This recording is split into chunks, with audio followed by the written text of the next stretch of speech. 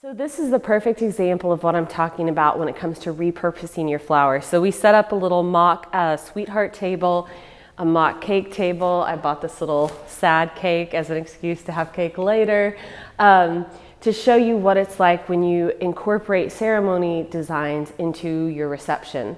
So if you're a DIYer, when you're making these choices, think to yourself, okay, how can I repurpose that? Because it will not only cut down on your design time, but it will make your flowers go further.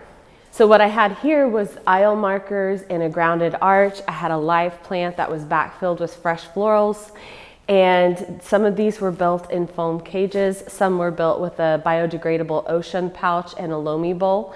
And it was really easy to pick up and transfer. And that way you can carry that beauty throughout your reception.